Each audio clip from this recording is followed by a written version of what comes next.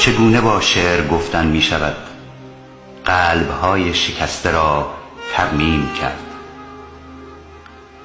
وقتی که شعرا شهرتشان به ژولیدگی و پریشان حالی است، اما با شعر می شود جهانی را به تصویر دید که در آن دل شکسته مادرها تا چه حد زخمی و پردرد است.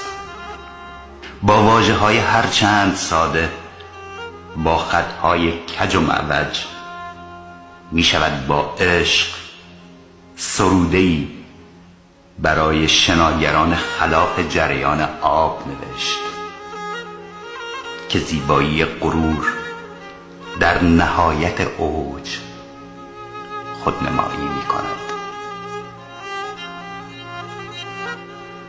من در این نصف شب برای سر دادن گریه، برای در خود شدن به دور از هر دلی، به جای تسلیت به کسی یا برای نوشتن پیام همدردی فقط اشک می‌ریزم.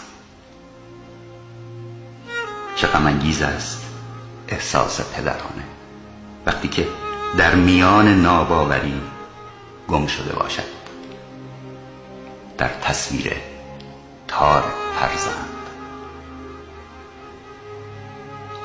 احساس می‌کنم هنوز انسانیت در وجودم هست،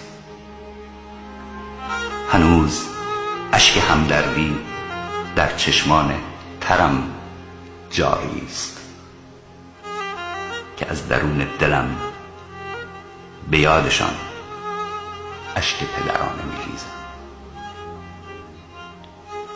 شاید همچون یک زن با احساس مادرانه در میان موجهای خون در رقص عاطفه ها که به ساز بی موقع غم میرقصند، هنوز رویای بازگشت پسرم را به خانه از دست ندادم.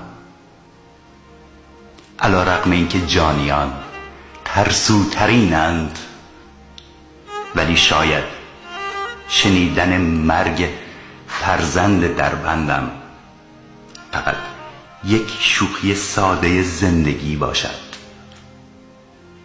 که جانیان برای آزارم به باد سپردند.